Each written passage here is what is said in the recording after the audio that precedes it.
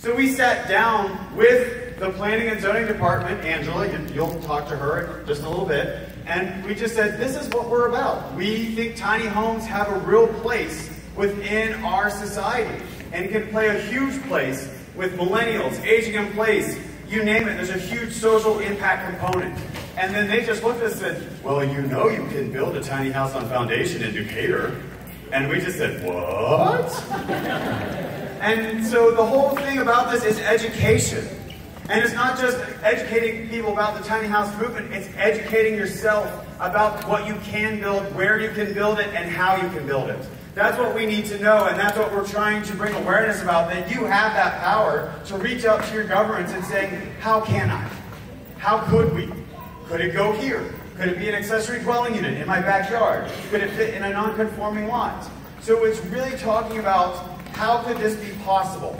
And so I know a lot of this movement is build your tiny house and hide it and don't tell anyone it's there and let's be quiet and not try not to disrupt the neighbors. I don't want to do that. I want everyone who wants a tiny house to be proud of where they live, to be very fortunate in the fact that they're going to be in their tiny house and say, you know what, I want less space, but I want more life. I want to be in the community. I want to be a part of my community. And I want to have the time to be able to clean my house in 5 minutes and get out that door. Can I get an amen? So, just to give you a little bit of background about me, so I don't know where we are about setting this up. Oh, we have a projector, so I'm going to stall a little bit more. So I founded Tiny House Atlanta 2 years ago after I quit my corporate job, and I sold 3/4 of my stuff, and I just went to New Zealand. I recommend going to New Zealand. It's very beautiful. I did not find the tiny house movement in New Zealand, though there is one there. But I came back to Atlanta, and I love the fact my life was so simple. The fact that I didn't own all that stuff. And it was just amazing what you could do and didn't have to worry about, because stuff will own you. And this movement to not own less stuff is so much more than just that. Yes, you have less things, but you can be so much more. So, as we talk about today, I know we've talked about downsizing and organizing your way to happiness. We had a building sustainable tiny, and now we're about to go into a panel discussion with some amazing people about zoning codes, where can you build, how can we build it. So again, it's an ever ongoing conversation with our community leaders about how we can actually make this a reality.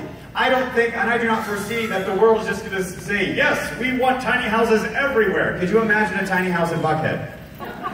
If people know that, I just don't think they're going to like it. There's a lot of not in my backyard going on there. But if we're able to strategically use this movement to place tiny houses on foundation, tiny houses on wheels in different areas around Georgia, the Southeast, and this nation, I see sustainable walkable communities. I see infill for communities. I see a lot more people wanting to be a part of the community than just worrying about that job to pay, to buy the house. Hi. You need your password. Oh, my password. That would work. Hold, please. Yeah, don't shout it out. Yeah, don't speak into the mic.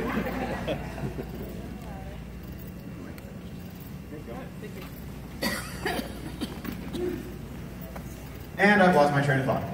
So, while we are just waiting for that lovely PowerPoint to pop up, this panel does go till 2:20, and I will introduce people, which I will walk over here and do. So, I will actually ask you guys to stand up, but we have Angela Threadgill from the City of Decatur. We have Ted Miltiades from the Department of Community Affairs, State of Georgia. And we have Elizabeth Roberts, Fulton County Attorney. All right, good.